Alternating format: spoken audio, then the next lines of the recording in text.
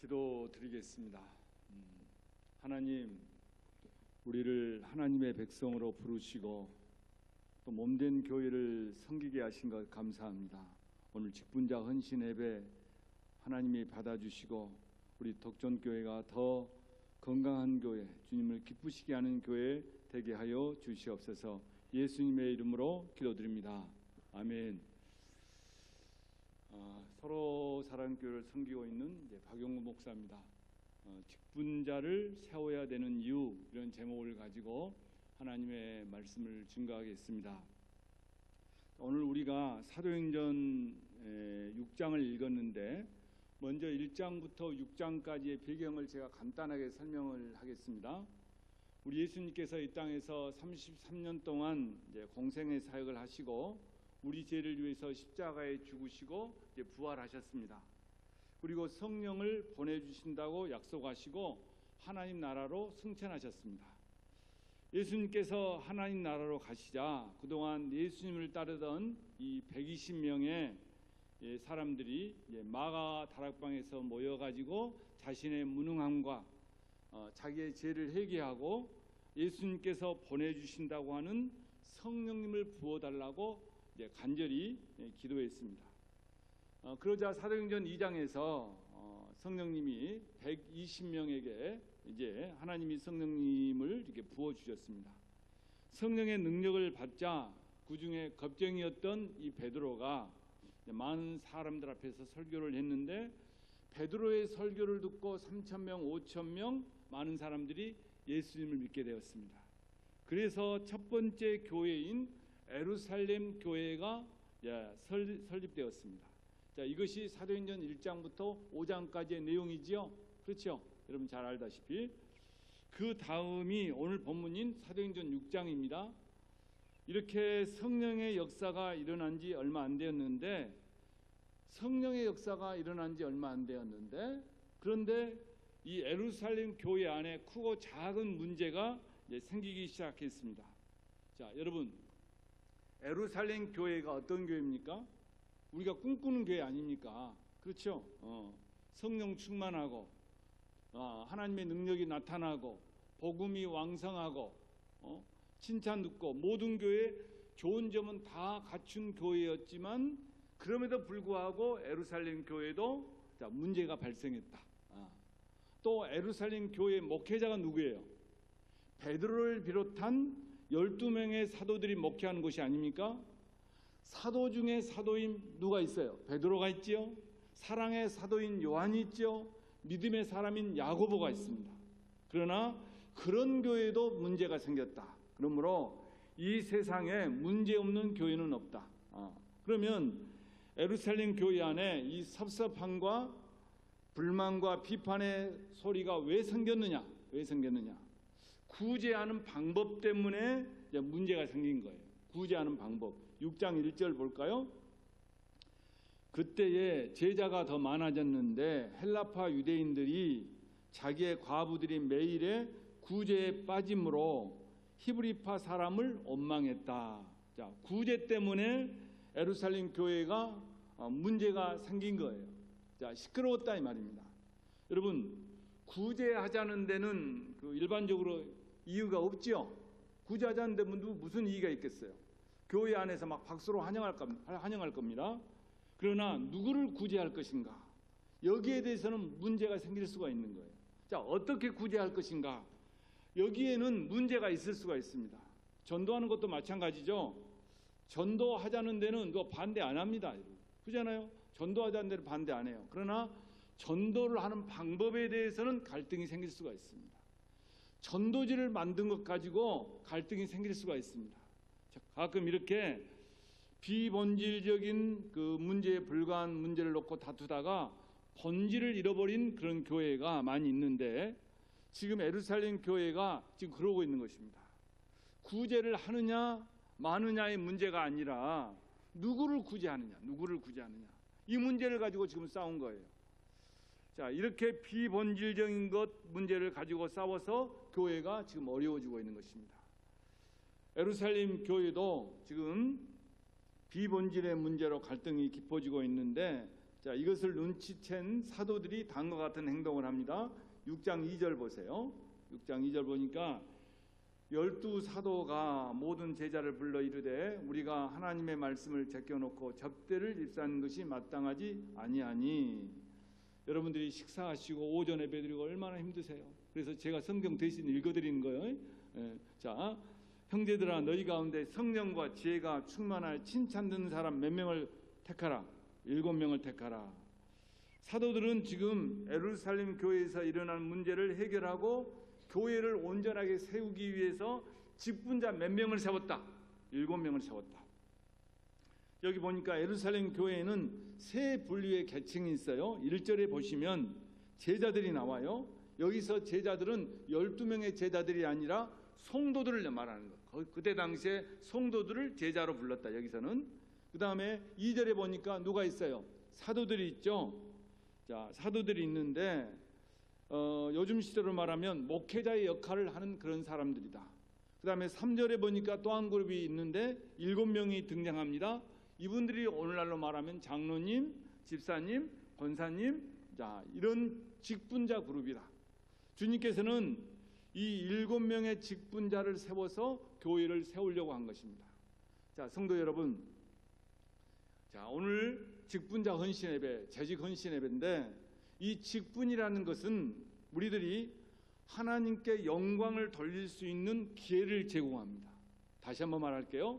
이 직분이라는 것은 우리들이 하나님께 영광을 돌릴 수 있는 기회를 제공합니다. 이 직분은 교회를 유익하게 할 수 있는 기회를 제공합니다. 이 직분 가지고요. 이 직분이라는 것은 자기 자신을 복되게 할 수 있는 기회를 제공하는 것입니다. 그래서 직분을 잘 감당하면 하나님께 영광이고 교회에 유익이 되고 자기 자신도 복된 사람이 되는 것입니다. 아멘. 예. 자, 저를 보세요. 제가 목사인데 이 직분을 잘 감당하면 하나님께 영광이 되고, 그렇죠? 제가 목사인데 이 직분을 잘 감당하면 교회에 유익이 되고, 맞죠?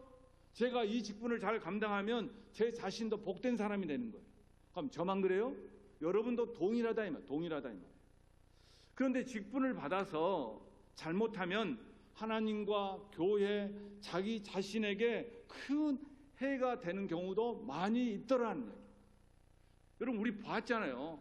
직분을 줬는데 그 직분을 잘 감당하지 못하면 하나님께도 영광이 안 되고 교회에도 영광의 기쁨이 안 되고 자기 자신에게도 해가 되는 경우가 많이 있습니다. 그러므로 직분자들은 직분을 받고 항상 자기 자신을 돌아봐야 됩니다.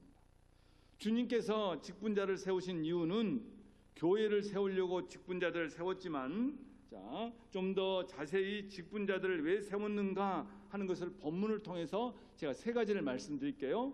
자, 왜 직분자를 세웠는가? 첫 번째로 왜 직분자를 세웠는가?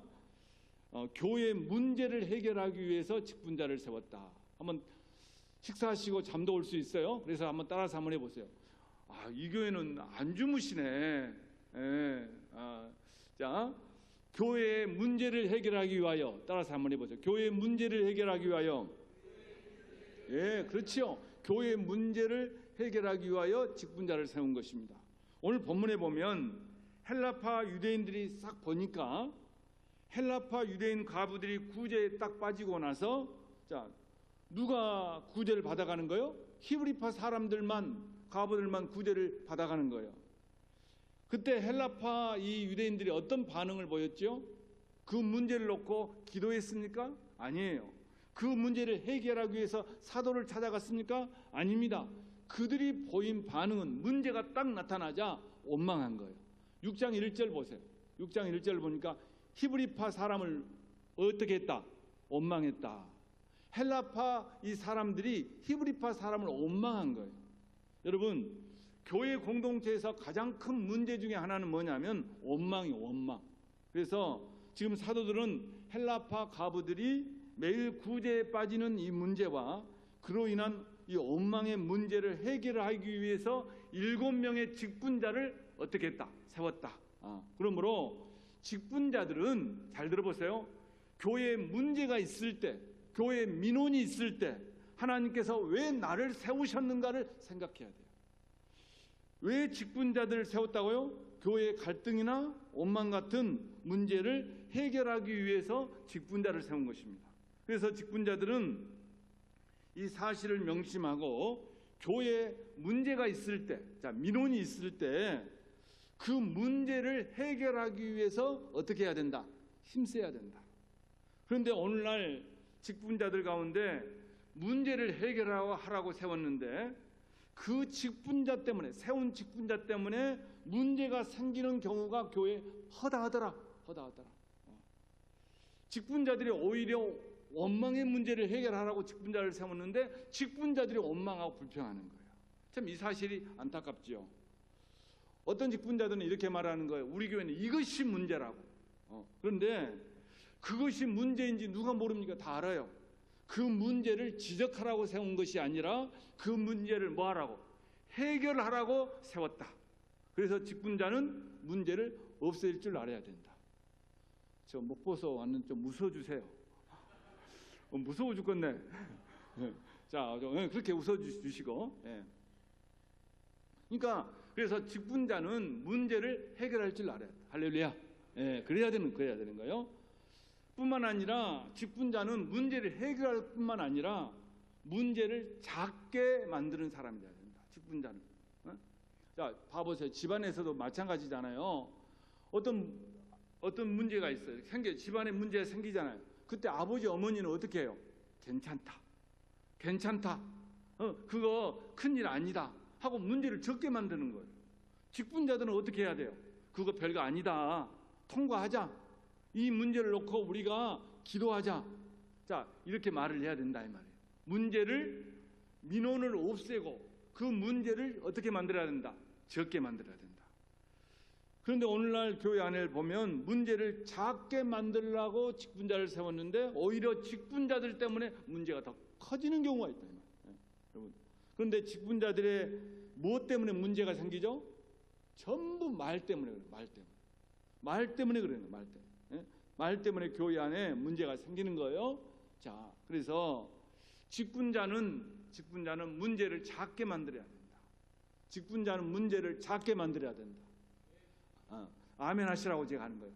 직분자는 문제를 작게 만들어야 될 줄로 믿습니다. 그래서 주님께서 세우신 교회가 우리 덕천교회는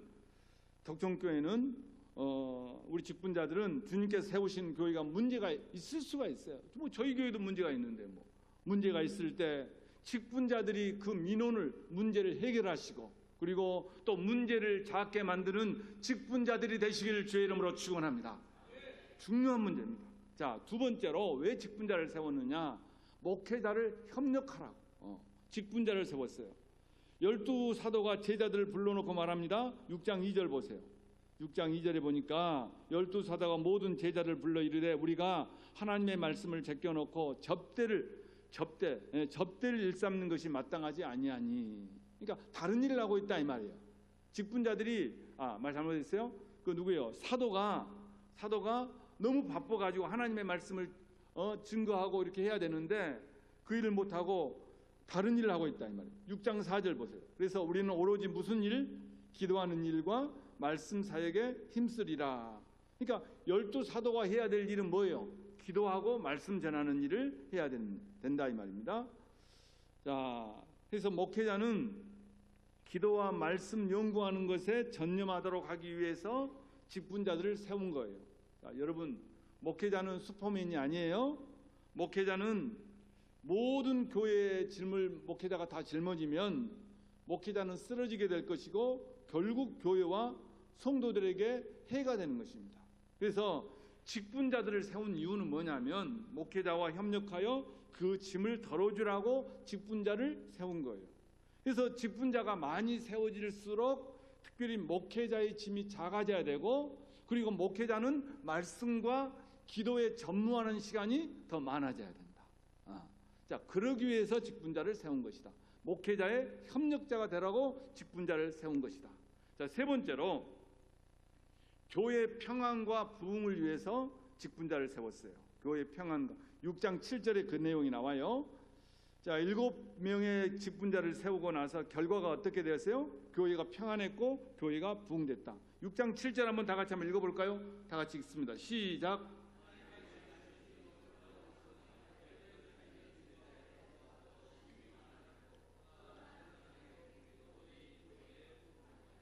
아멘. 직분자를 세우고 재정을 맡기고 구제를 맡기고 사도들은 기도하는 일과 말씀에 전무하니까 교회가 흥황해졌다 이 말입니다. 심지어는 제사장의 무리도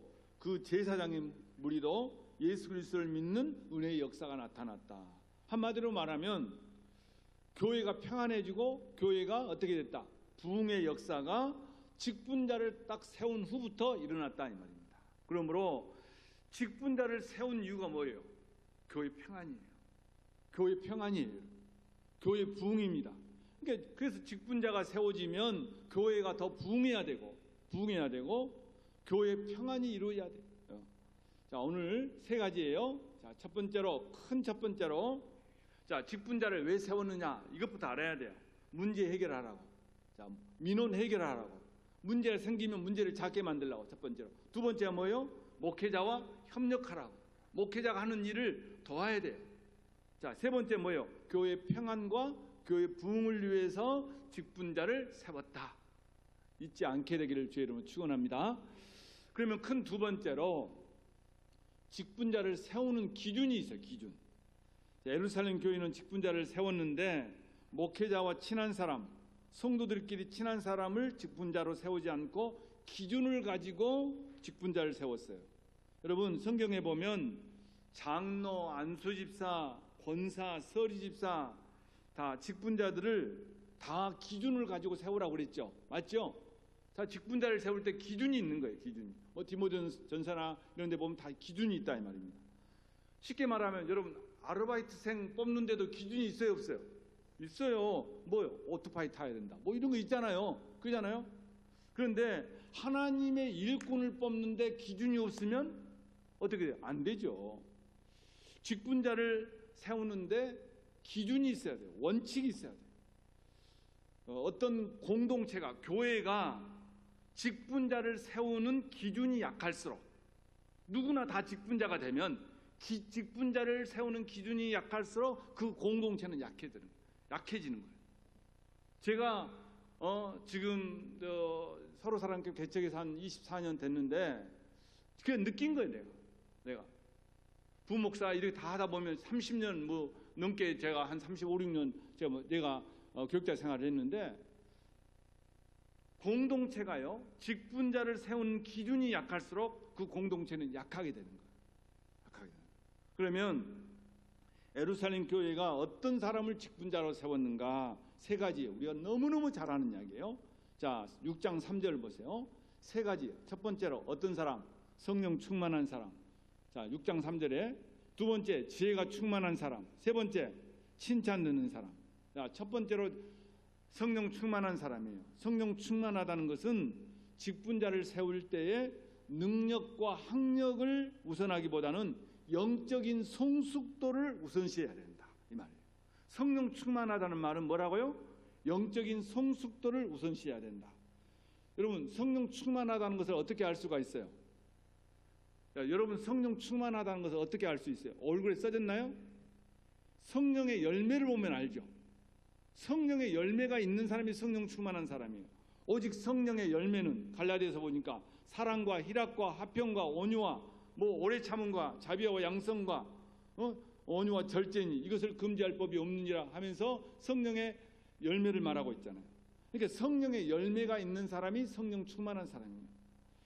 우리는 성령 충만하면은 뭐만 생각하냐면 뭐 병 고침, 방언 이것만 생각하는데 여러분 성령 충만의 첫 번째 특징, 두 번째 특징, 세 번째 특징도 성령의 열매예요. 그래서 성령의 열매가 있는 사람을 직분자로 세워야 된다. 또 우리 교회 안에서 우리 덕종교회 안에서 앞으로 이제 직분자를 뽑을 건데 어떤 사람을 뽑아야 돼요? 성령 충만한 사람. 이미 직분자로 부름받은 사람들은 성령 충만한 사람이 되도록 힘써야 돼요. 나에게 진짜 사랑이 있는가? 나에게 진짜 사랑이 있는가? 나에게 화평이 있는가? 교회 공동체를 합병시키려는 마음이 있는가? 이게 성령의 열매라 이 말이에요. 나에게 충성이 있는가? 나에게 희락이 있는가? 내가 점수가 몇 점인가 물어봐야 돼요. 그러니까 성령 충만한 사람을 세웠다. 두 번째로 지혜가 충만한 사람을 세웠어요. 지혜가 충만한 6장 3절에 나와요. 어떤 사람은 순수하고 믿음도 있고 성령 충만한 것 같지만 지혜가 없는 사람이 있어요. 그래서 할 말과 못할 말을 섞어서 하는 사람이 있어요. 할 말과 못할 말. 또 자기가 해야 될 것과 또 하지 말아야 될 것을 구분하지 못하고 막 다 해버린 사람이 있어요. 그럴 때 그 열심이라는 것은 덕이 되지 않아요. 오히려 상대나 교회에 상처를 주게 되고 문제를 만들게 되는 것입니다. 이 모든 것은 왜 그러냐? 지혜롭지 못하기 때문에. 지혜로운 사람을 직분자로 세워야 된다. 그러면 지혜로운 사람은 어떤 사람이냐? 분별력이 있는 사람, 분별력이. 사리를 판단할 줄 아는 사람이에요. 조직을 이해할 줄 아는 사람이에요. 설 자리와 앉을 자리를 아는 사람이에요. 할 말과 안 할 말을 그걸 구분할 줄 아는 사람이에요. 이 사람이 지혜로운 사람이에요. 그러니까 특별히요, 직분자들 정도 되면은 할 말과 안 할 말을 구분을 할 줄 알아요. 가려야 돼. 어린아이들은 어때요? 할머니가 이렇게 한 말을 다 자기 엄마한테 다 말해버려. 싹 말해요. 또 엄마가 한 말을 누구한테 말해버려요? 할머니한테 다 말해버려요. 영적으로 어린 사람도 마찬가지라 이 말이에요. 여기저기 할 말 안 할 말 다 하고 다니는 거예요. 그래서 교회 공동체를 어렵게 만드는 거예요.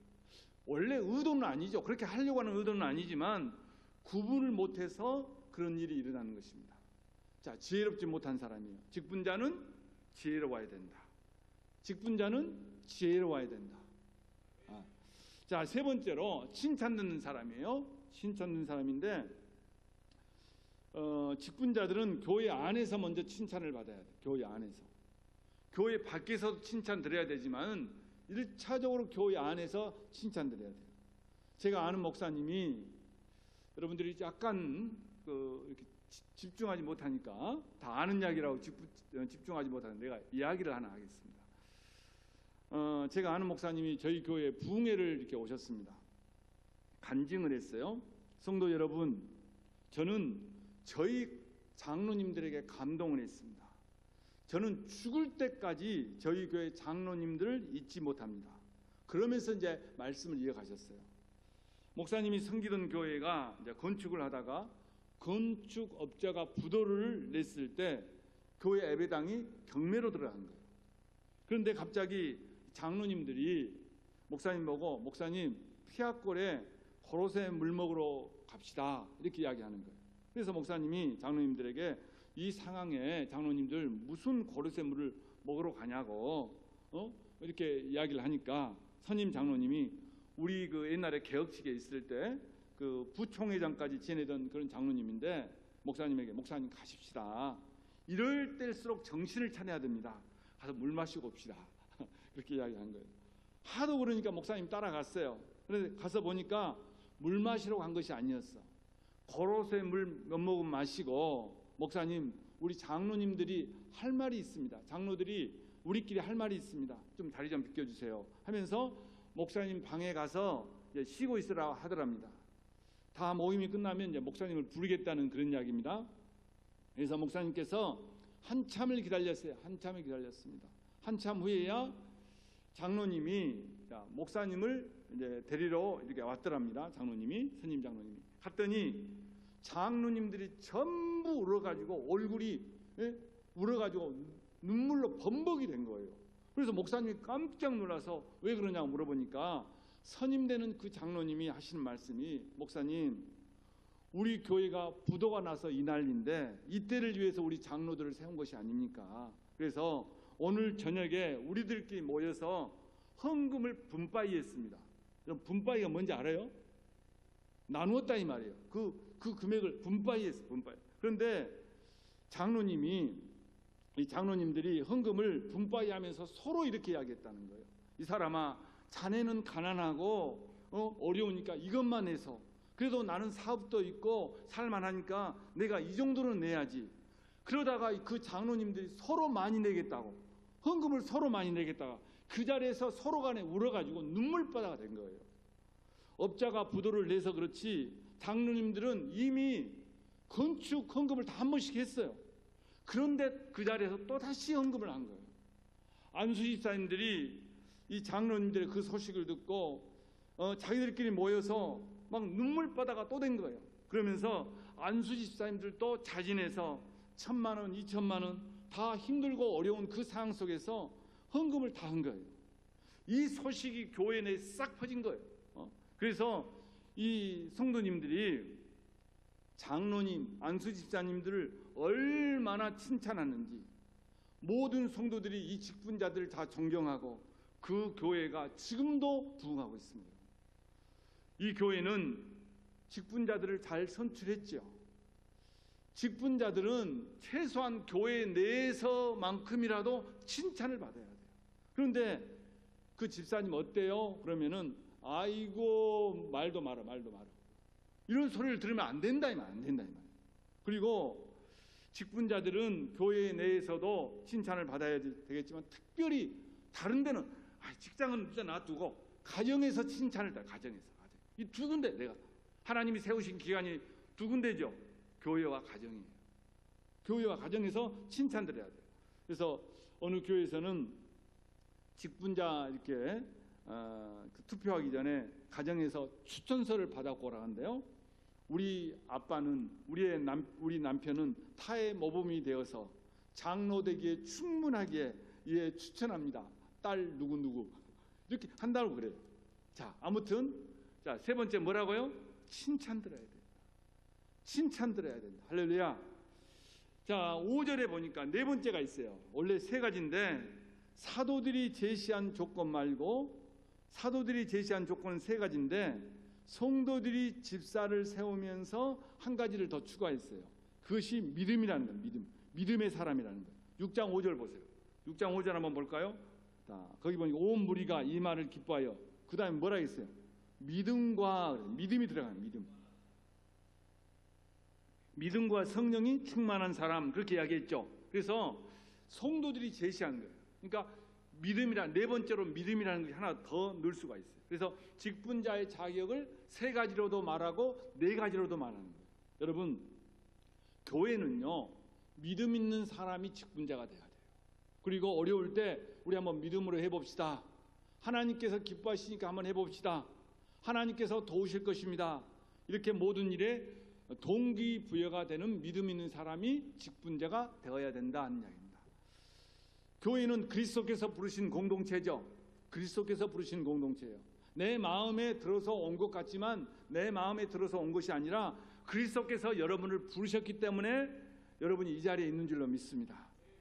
그런데 골로새서 1장 3절부터 5절 보면 주님께서 부르신 공동체인 성도들의 특징이 있어요. 자, 부르신 공동체인 교회 성도들의 특징이 있는데 첫 번째가 뭐냐? 골로새서 1장 3절 보니까 믿음이고 믿음. 1장 3절에 보니까 믿음이고 두 번째는 사랑이고 세 번째는 하늘에서 쌓아둔 소망이다 그랬습니다. 그래서 3절, 4절, 5절 보니까 직분자들은 세 가지가 있어야 되는데 믿음과 사랑과 소망이 있어야 된다. 자, 특별히 근데 믿음이 있어야 된다. 믿음. 성도들도 믿음이 있어야 되지만 직분자들도 뭐가 있어야 된다. 믿음이 있어야 된다. 정말로 믿음 있는 사람 한 사람을 제가 소개하겠습니다. 요즘은 이렇게 믿음 있는 사람이 참 그리워요. 좀 오래된 이야기죠. 한 60년 정도 넘는 이야기인데 옛날 이야기라고 생각하지 마시고 우리의 믿음의 선배들을 한번 생각을 한번 해보셔야 돼요. 전주 아는 데도 있을 거예요. 아시는 분도 있을 거예요. 전주 완주 지방에 하리교회라는 교회가 있습니다. 하리교회 72년 역사를 보면 그때 70년사 역사를 보면 지금 한 72년 됐나요? 보면 이런 내용이 있어요. 이 교회는 너무 낡아서 비가 오면 막 물이 샌 거예요. 그러나 돈이 없어서 교회를 지을 수가 없었습니다. 사택도 비가 새고 교회도 예배당도 비가 새고 또 먹을 것이 없으니까 교역자가 있을 수가 없어요. 교역자들이 3개월 있다가 나가는 거예요. 먹을 것이 없으니까. 그래서 그 교회에 문형우 집사님이 대신 성경을 읽어주고 예배를 인도하는 것입니다. 그런데 어느 날 예배를 드리는데 억수같이 비가 오는 거예요. 예배당에 비가 뚝뚝뚝뚝 떨어지는 거예요. 도저히 예배를 드릴 수가 없어요. 그래서 예배를 드리다가 성도 몇 명 아닌 성도들이 다 가버린 거예요. 그리고 혼자 남았습니다. 이때 문형우 집사가 혼자 남아서 하나님께 기도합니다. 하나님, 우리도 예배당 하나 주세요. 비 안 새는 예배당 하나 주세요. 하면서 비 떨어진 거기서 울면서 하나님 앞에 기도를 했습니다. 그리고 기도를 끝나고 집으로 돌아오는데 옛날에 전봇대 알죠? 그 옛날엔 거기다 전단지를 많이 붙였어요. 모르세요? 아실 것 같은 연세인데, 자, 전단지를 많이 붙였는데 그 전단지에 어떤 전단지가 하나 있냐면 전주 예수병원에서 각막을 산다는 거예요. 지금이 있을 수가 없는 일이죠. 자기 나이 41살에 가난뱅이 거지인 줄 알았는데 자기에게 두 눈이 있다는 것을 그때 다 알게 된 거예요. 그때 성경 말씀이 하나 떠오르는데 갈라디아 교인들이 바울을 얼마나 사랑했던지 바울에게 자기의 눈이라도 떼어주겠다는 그 말씀이 생각이 나는 거예요. 그러면 나는 주님께 바울에게도 눈을 줬다면 나는 주님께 눈을 못 들을 이유가 없지 않느냐, 그렇게 생각을 한 거예요. 그래서 문 집사님이 전주 예수병원 안과를 찾아가는 거예요. 안과를 찾아갔습니다. 그리고는 다짜고짜 의사에게 내 눈 빼달라고 했더니 병원에서 하는 말이 보증인 최소한 2명이 있어야 된다. 자, 이렇게 이야기를 한 거예요. 여러분, 남의 눈을 뺐는데 누가 보증을 쓰겠습니까? 그렇잖아요.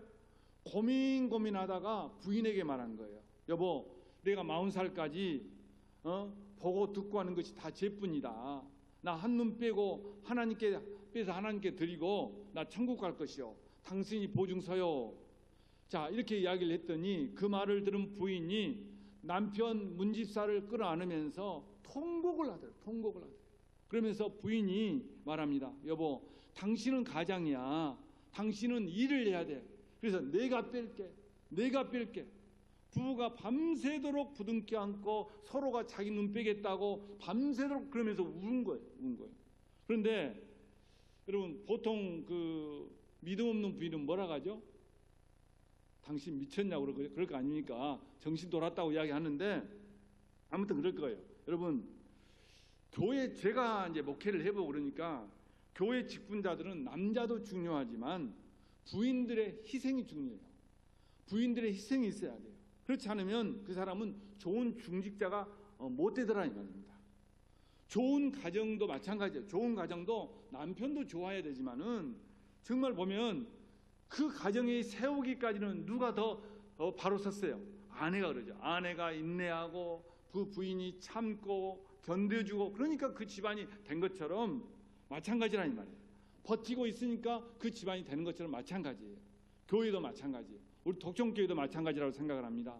목사님도 중요하지만 아내 같은 그런 직분자들이 바로 서면 우리 독점교회는 더 좋아질 것이라고 믿습니다. 아멘. 예. 자, 아무튼 이 부부가 서로 새벽까지 서로 눈을 빼겠다고 하다가 남집사님이 여집사님에게 하는 말이, 내가 먼저 감동을 받았으니까 당신이 보증인으로 도장 찍어. 내가 뺄 것이다. 그랬더니 부인이 울면서 도장을 찍어줬습니다. 그러면서 부인이 하는 말이, 한눈 없는 당신을 일평생 내가 사랑하면서 존경하면서 살겠다고 이렇게 이야기를 했습니다. 자, 이렇게 해서 하나는 부인에게 보증을 받았는데 불과 60년 전의 이야기예요. 이야기가 하립교회 이 역사에 나와 있다니까요. 또 하나는 보증을 받을 길이 없는 거예요. 보증을 받을 길이 없는 거예요. 그런데 그때 그 당시에 익산 상강교라는 교회에 임용채 목사님이라는 분이 이제 부흥회를 하더랍니다. 그래서 문집사님이 거기를 찾아간 거예요. 거기를. 그리고 목사님에게 하는 말이, 내가 하립교회 집사인데 눈이 오고 비가 오면 10명도 안 되는 성도들이 예배를 못 드려서 예배당 다시 지으려고 예수병원에 갔더니 눈 빼려고 했더니 병원에서 보증인 2명이 필요하다고 해서 보증인 1명은 아내가 하고 또 1명은 찾다가 없어서 목사님에게 왔습니다. 자, 이렇게 이야기를 한 거예요. 자, 가만히 듣고 있더니 이 임용채 목사님이 폭포수 같은 눈물을 흘리면서 도장을 찍어주더랍니다. 그러면서 목사님이 문집사 눈 한쪽 하나님께 드려, 아브라함은 이삭도 드렸는데 눈 하나님께 드려, 그리고 축복 기도를 해줬습니다. 그리고 이 목사님도 밤새 한숨도 못 자고 울면서 기도했어요. 이 사건을 보면서 하나님, 41살밖에 먹지 않는 집사가 예배당 짓겠다고 눈을 빼겠다고 했는데 제가 보증인이 됐습니다. 하나님, 저를 죽여주세요 하고 울었어요. 자, 임 목사님이 이제 새벽 시간이 되어서 이제 교인들이 오니까 설교는 안 하고 간밤에 문 집사님 찾아온 이야기를 했더니 온 성도들이 또 울면서 가락지 빼고 또 목걸이 빼고 콩 가져오고 보리쌀 가져오고 쌀 가져오고 다 가져온 거예요. 그걸 가지고 이제 낮 집회 끝나고 도와주려고 하리병원을 갔는데 이미 문 집사는 병원에 가버린 거예요. 그리고 이미 마취를 하고 각막 수술에 들어갔습니다. 그런데 이상한 일이 있어요. 이상한 일이. 전주 예수병원에 불가사리한 일이 두 가지가 있는데, 하나는 그중에 6년 만에 식물 인간 되신 분이 회복된 일이고 6년 만에 누워있다가 회복된 사건이고, 또 하나는 문 집사님의 각막을 건드리려고 하는데 의사의 손이 막 떨리는 거예요. 아니, 한 번 떨리는 것이 아니고 계속 떨리는 거예요. 몇 번을 해도 떨리는 거예요. 그래서 수술을 못하고 의사들끼리 이제 긴급 회의를 했답니다. 왜 이렇게 우리 손이 떨리는가? 우리 쉬었다 하자 이렇게 생각을 하고 쉬고 있는데, 그때 익산 상강교회 신자들이 온 거예요. 자초지종을 들은 이 의사가 자기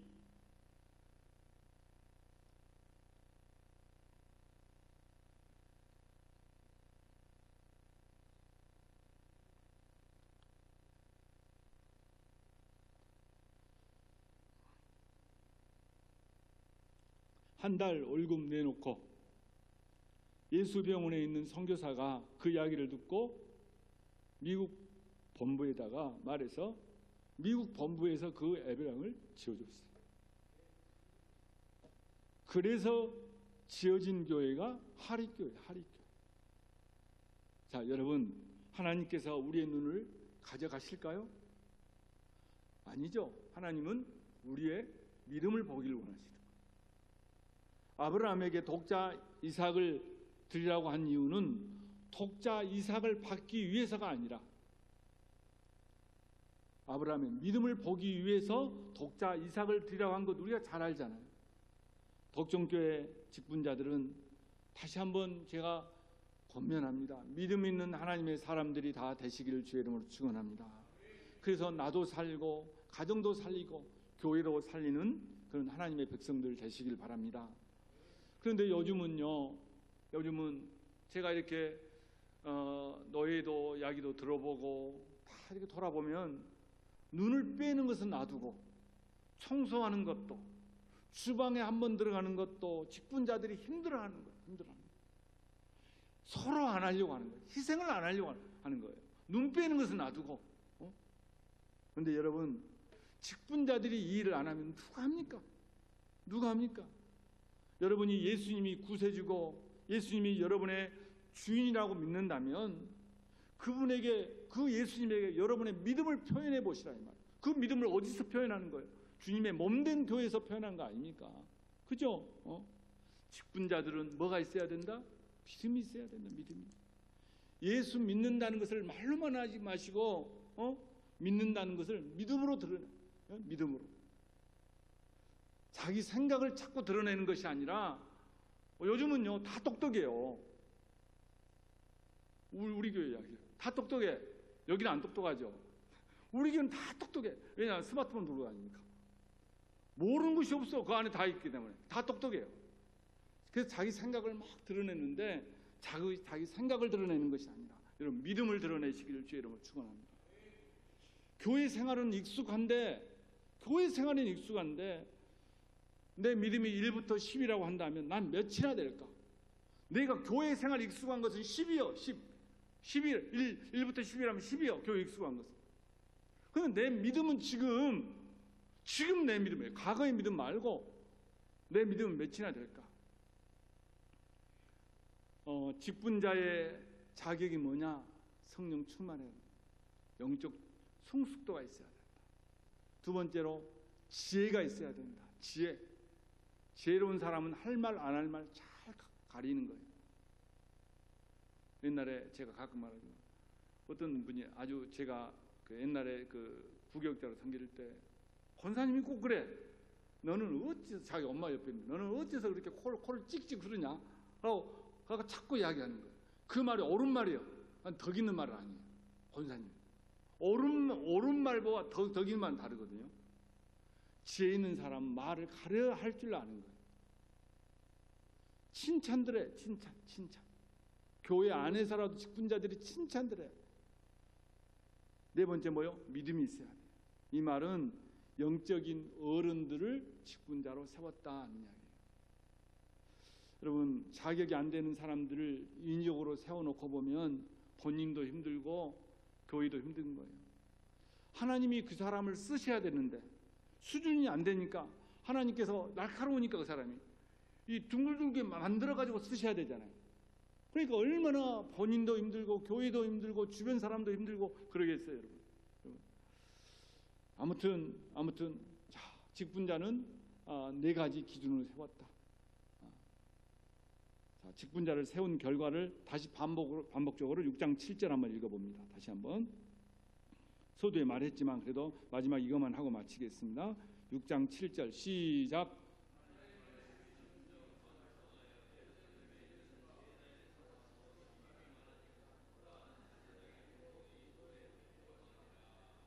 아멘. 말씀이 왕성했다. 말씀이 부흥했다. 진정한 부흥은 말씀의 부흥이죠. 말씀이 부흥하면 교회 안에 그리스도만 드러나는 거예요. 그러니까 말씀이 부흥하면 교회 안에 그리스도가 드러나는 거예요.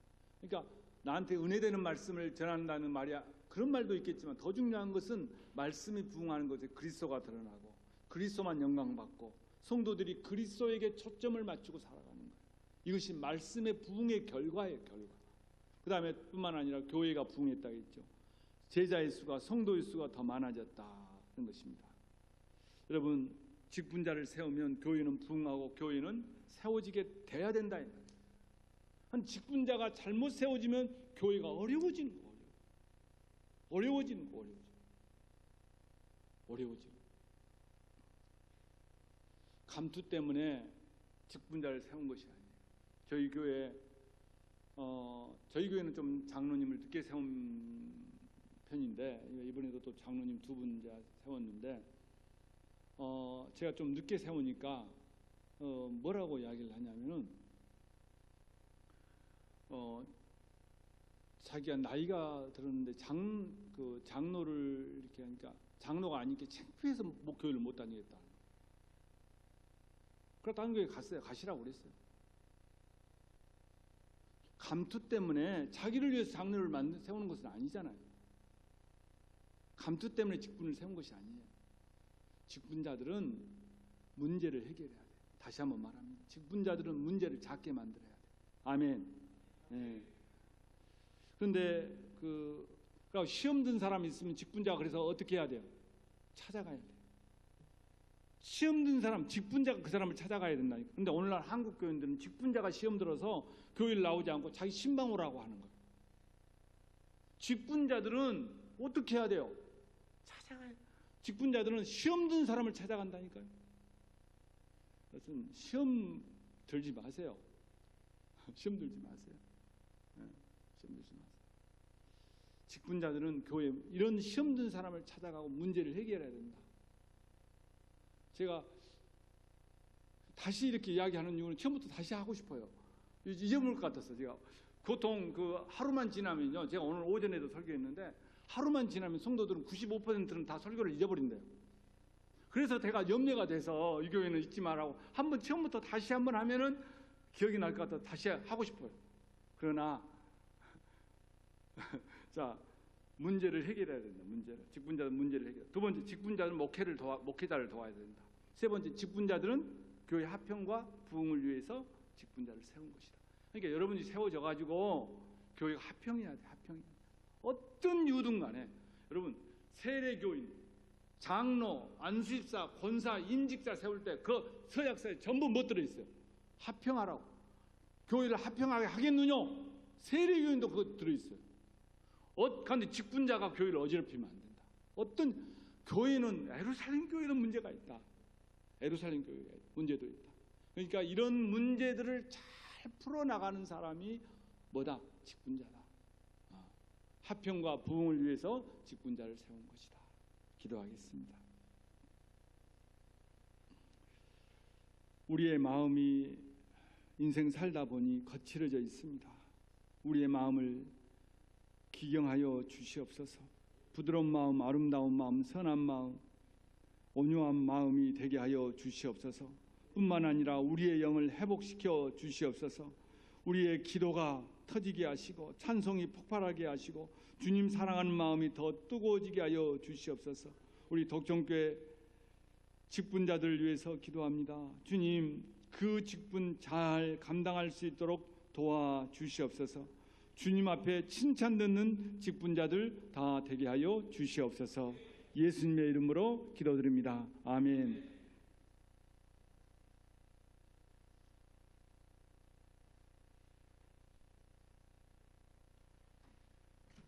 말씀 감사합니다. 재직들 일어나서 330장 찬송 부르시겠습니다. 재직들은 다 일어나 주시기 바랍니다.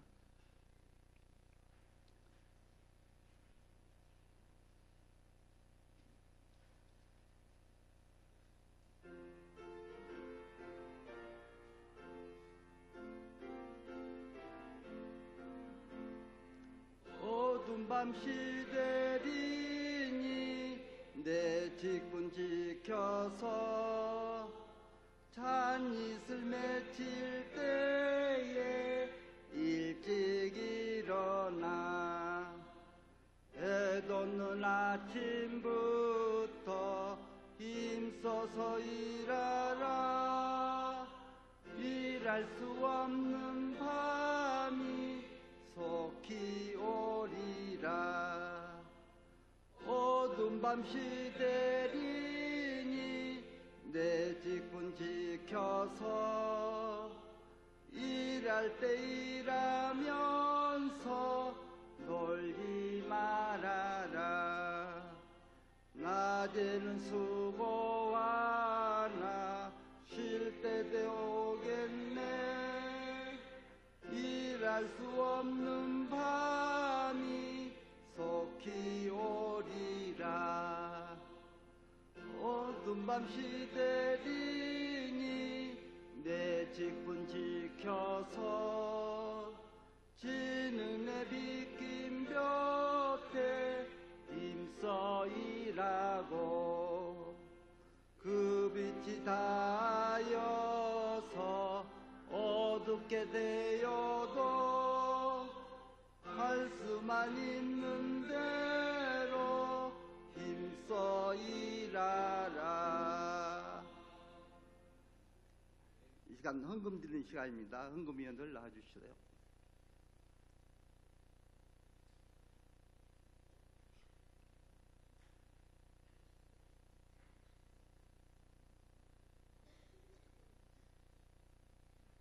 최동일 장로님 헌금 기도해 주시겠습니다.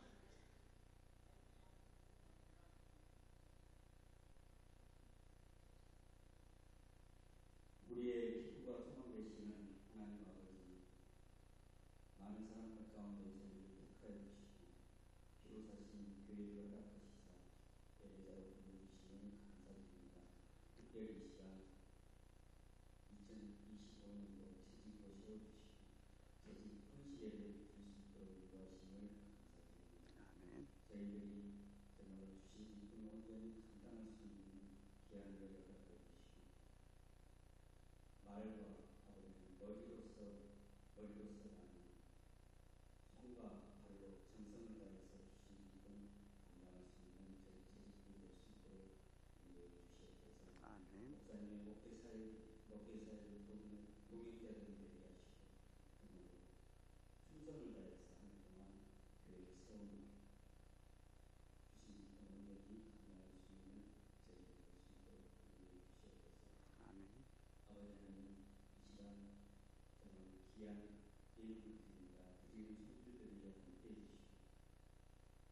복을 더하여 주시사 그러므로 저희들의 한 해 동안 모든 지식들의 삶과 그들의 일터와 직장인의 복의 복을 더하여 주시옵소서.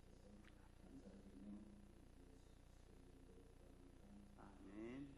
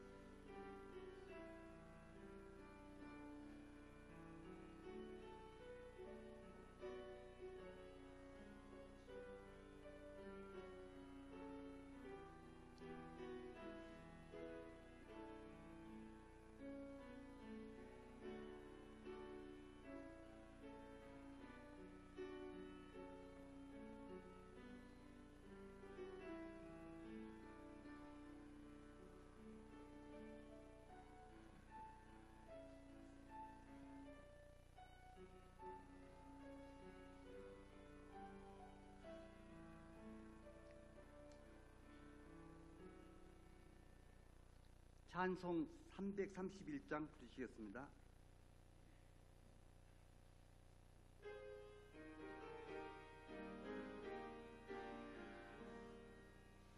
영광을 받으신 만유의 주여 우리가 명령을 따르리라.